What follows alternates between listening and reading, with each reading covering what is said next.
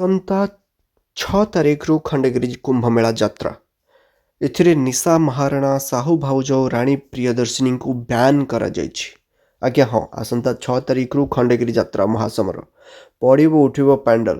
ଦିନରେ ସାଧୁସନ୍ଥଙ୍କ ପାଖରେ ଭିଡ଼, ରାତିରେ ଜଲବା ଦେଖାଇବେ କଳାକାର। ହେଲେ ଏଥର ହେବନି ଆଇଟମ୍ ଡ୍ୟାନ୍ସ। ତେଣୁ ନିଶା ମହାରଣା, ସାହୁ ଭାଉଜ ଓ ରାଣୀ ପ୍ରିୟଦର୍ଶିନୀଙ୍କୁ ଖଣ୍ଡଗିରି ମନା। ଆଜ୍ଞା ହଁ, ଆପଣ ଠିକ୍ ଶୁଣିଛନ୍ତି।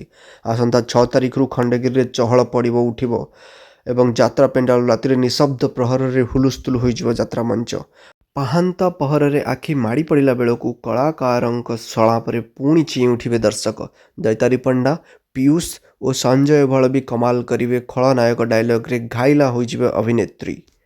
ଖଣ୍ଡଗିରି ଯାତ୍ରା ଯେତିକି ଯେତିକି ପାଖେଇ ଆସୁଛି, ଅଶ୍ଳୀଳ ନୃତ୍ୟର ବିବାଦ ସେତିକି ବଢ଼ୁଛି। ଆଜ୍ଞା ହଁ, କଳାକାର ଓ ସଂସ୍କୃତି ପ୍ରେମୀଙ୍କ ପରେ ଏବେ ବରିଷ୍ଠ ରାଜନେତା ସୁରେଶ ରାଉତାୟ ଓ ବିଜେପି ବିଧାୟକ ବାବୁ ସିଂ ବୟାନକୁ ନେଇ ଭାରି ଚର୍ଚ୍ଚା। ବୁଲେଇ ବଙ୍କାଇ ନୁହଁ, ବରଂ ସିଧା ରୋକଠୋକ ସୁରେଶ ରାଉତାୟ କହିଛନ୍ତି, ଖଣ୍ଡଗିରିରେ ଅଶ୍ଳୀଳ ନୃତ୍ୟ କଲେ ଉଡ଼ିବ ଝାଉଁବାଡ଼ି। ବିଧାୟକ ବାବୁ ସିଂ କହିଲେ ବାଜିବ ଠେଙ୍ଗା ପାହାର। ରାଣୀ ପ୍ରିୟଦର୍ଶିନୀ କହିଲେ ସ୍ୱାଗତ ଯୋଗ୍ୟ। ଦେହରୁ ପୋଷାକ ଖୋଲିଲେ ଖାଲି ଠେଙ୍ଗା ପାହାର। ଆଜ୍ଞା ହଁ, ବାବୁ ସିଂଙ୍କ ପରେ ସୁରେଶ ରାଉତରାୟଙ୍କ ଚେତାବନୀ ମଧ୍ୟ। ଏଥର ଖଣ୍ଡଗିରିରେ ଅଶ୍ଳୀଳତାକୁ ଆଉ ମିଳି ନପାରେ ପ୍ରଶୟ।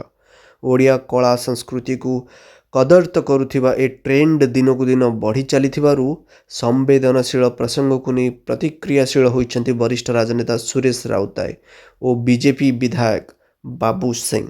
ଏହି ଭୟ ଏବେ ଘାରିଛି ଏକାମ୍ର ବିଧାୟକ ବାବୁ ସିଂ ଓ ଜଣାଶୁଣା ରାଜନେତା ସୁରେଶ ରାଉତରାୟଙ୍କୁ। ଅଶ୍ଳୀଳ ନୃତ୍ୟ କଳାକାରଙ୍କୁ ଚେତାବନୀ ଦେବା ପରେ ଆଇଟମ୍ ଡ୍ୟାନ୍ସର ରାଣୀ ପ୍ରିୟଦର୍ଶିନୀ କହିଛନ୍ତି, ସୁର ଭାଇ ଓ ବାବୁ ସିଂ ଯେଉଁ ଚେତାବନୀ ଦେଉଛନ୍ତି ତାହା ସ୍ୱାଗତ ଯୋଗ୍ୟ।